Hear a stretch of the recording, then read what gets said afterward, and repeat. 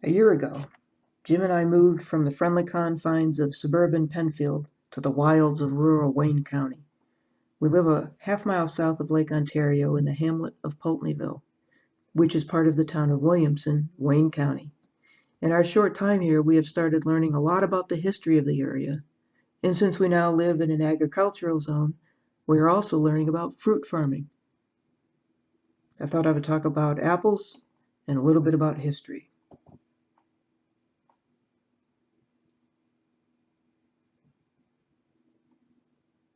A lot of apple trees.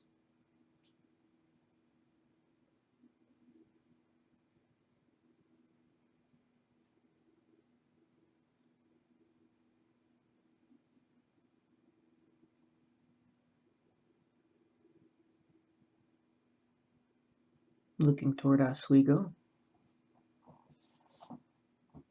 More farms. And then coming around to Lake Road, looking south down toward the town of Williamson now. And I thought I'd show you how some of these orchards look from the ground level, behind the houses.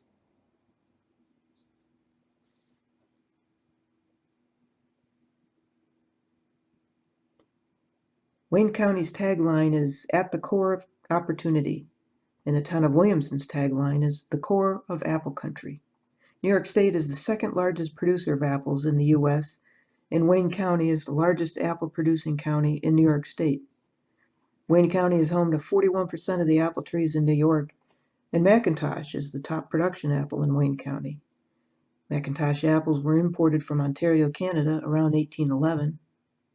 Other major varieties in Wayne County include Empire, Red Delicious, Cortland, Rome, Ida Red, and Crispin. Wayne County has many multi-generational apple farms, including Lagener Farms and Orbaker's Fruit Farm, which are both over 100 years old. Wayne County sponsors a tasting weekend in October and apple tasting tours. This includes tours of county farms, farm markets, wineries, and distilleries. Pick your own apples, corn mazes, food, hay rides, pies, preserves, pumpkins, wine, and hard cider tasting. Williamson is believed to be the only community in the country that celebrates agriculture with an annual festival. The Apple Blossom Festival is the longest running festival in New York State, too. It kicks off on a Thursday in May with a kiddie parade, and on Friday through Sunday, bands are on Main Street with food vendors, crafts, and carnival rides.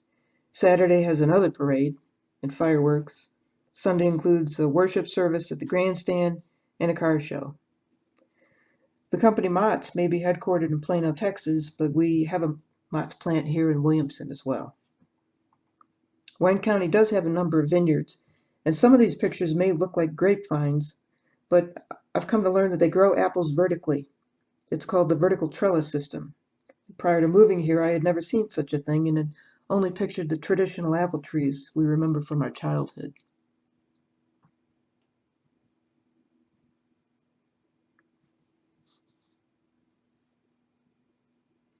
The town of Williamson was established in 1802 and named for Captain Charles Williamson, who was the first land agent for the Pulteney estates. One unique feature of Wayne County and the town of Williamson is its rich variety of cobblestone houses. Stones deposited from the last ice age were pulled from farming fields in the shores of Lake Ontario and Pultneyville. They were lake-washed smooth after years and years of being tossed in a natural rock tumbler of shifting glacial remains by Lake Ontario. Their uniform roundness made them preferable for building cobblestone homes, and they are plentiful here.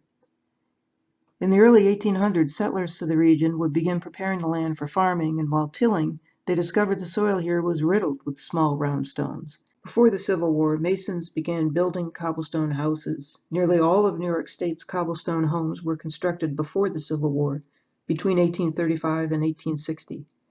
Today, approximately 900 cobblestone structures from this antebellum period remain throughout New York.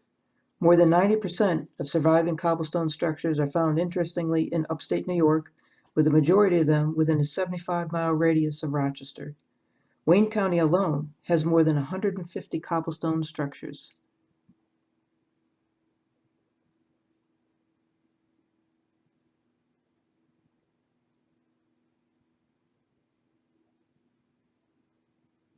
So in the coming pictures, I'm going to show you some other sort of famous cobblestone houses near mine where I live in Pultneyville. So on Washington Street, Pultneyville, this house was built in 1832 by stonemason Washington Troup for his brother Captain Horatio Nelson Troup, a noted lake captain and steamboat magnate. Captain Troup was part of the Underground Railroad and transported runaway slaves via steamship to Canada, which I'll mention later. In the early 2000s, this house was a bed and breakfast. There it is today.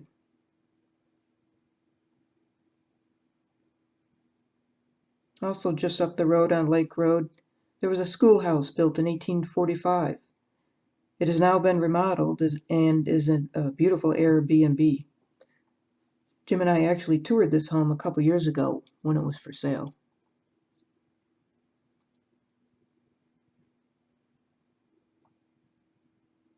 And there it is today.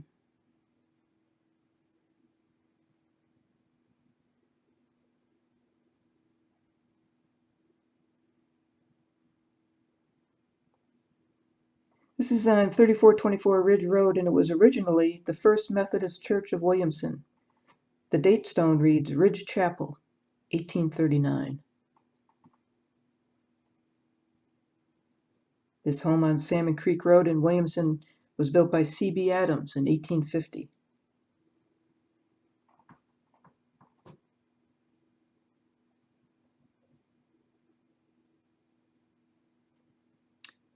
This house on West Main Street in Williamson was constructed in 1838 as the home of Dr. Josiah Bennett. He died in 1850, and then it was owned by Dr. Ward. About 1931, the house was altered to become a gas station. Sadly, this house has decayed quite a bit.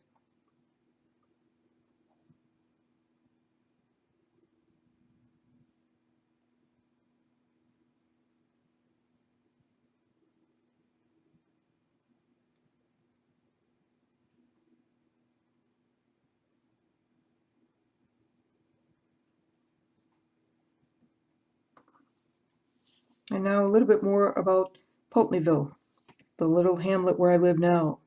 Pultneyville was named for Sir William Pulteney, the Scottish lawyer and member of the British Parliament. Pulteney's representative in America was Captain Charles Williamson, mentioned earlier.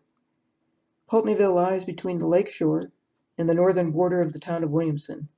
At one time, it was a United States port of entry in the Genesee District and played an active part in the commerce on the Great Lakes.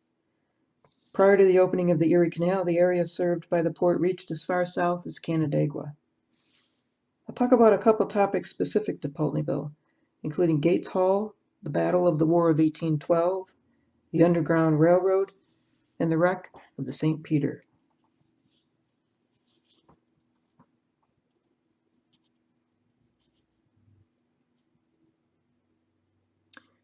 So in 1825, a group of settlers gathered to frame a church, originally known as the Union Church. And it was originally shared primarily by the Methodists and Presbyterians and later by the Spiritualists. The Union Church, now known as Gates Hall, has been the venue for many historic events, including talks on religion, slavery, temperance, spiritualism, and women's rights, as well as preparing supplies for the Civil War. In October 1861, Frederick Douglass spoke in Union Church. Gates Hall is on both the state and national registers of historic places and has also been used for over 150 years as a theater. It became an entertainment venue in 1867 and is the oldest continuously active small community theater in the United States. The Williamson-Pultneyville Historic Society holds the deed to Gates Hall and began restoration efforts in 2014 and successfully completed Phase 1 of revitalization plans, which supported from the ground up remediation to stabilize the building with extensive foundation work that began in the basement. So the War of 1812 was fought between the United States and Great Britain between 1812 and 15 over a maritime trade dispute and U.S. territorial ambitions on British Canada. Lake Ontario was a strategic conduit for ships and supplies during the war, and both sides sought to control it. The American government kept military storehouses at various points along the lake to resupply its fleet, The British sought to capture or destroy those supplies in a series of raids. It was in Pultneyville that one of only 2 military battles in Wayne County occurred. On the morning of May 15, 1814, the British sent an ultimatum demanding surrender of the supplies that they would fire upon Pultneyville.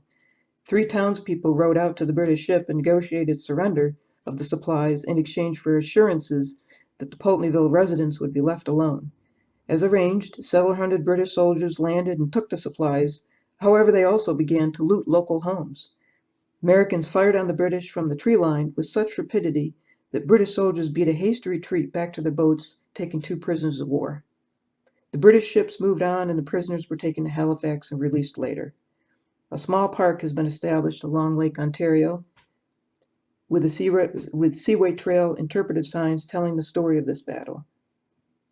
In 1929, the U.S. Daughters of 1812 placed a plaque on a rock at the north end of J Street to commemorate the skirmish, but in 1943 it washed into the lake and had to be rescued.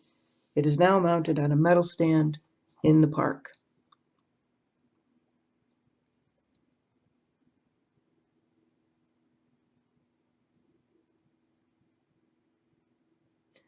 So Pultneyville played an important role in the Underground Railroad. It is thought that the main route coming into western New York came from Philadelphia to New York, north to Albany, and west to Syracuse and Rochester.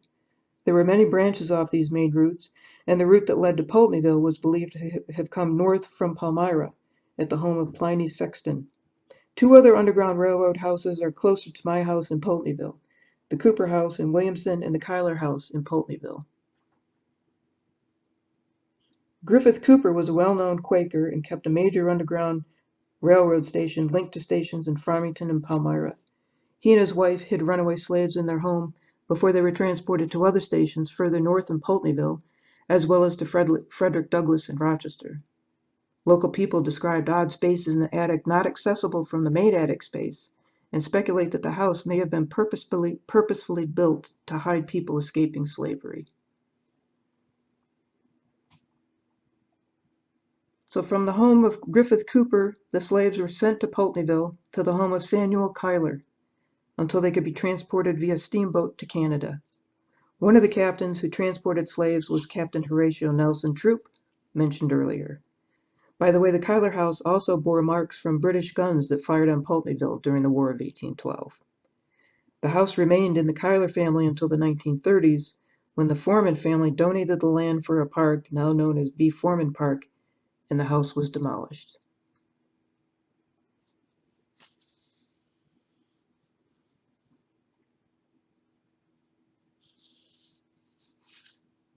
So I've learned about some recreational scuba diving in Lake Ontario to look for shipwrecks, and here is a map that shows where some of those shipwrecks are located or thought to be located. One of Lake Ontario's most impressive recreationally accessible shipwrecks, the St. Peter, is located off Pultneyville. This 135-foot wooden-hulled 3-masted schooner rests upright in 117 feet of water. She was built in 1873 and sank in 1898. The St. Peter left Oswego carrying a full load of coal headed for Toledo, Ohio, reaching almost to the Niagara River when she encountered a fierce storm with 70-mile-per-hour winds. The captain tried unsuccessfully to outrun the storm by turning his boat about and running back east down the lake.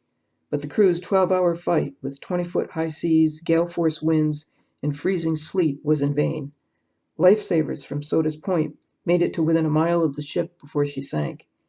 They were able to rescue only one. All hands, 8 people were lost, including the captain's wife. The captain was rescued.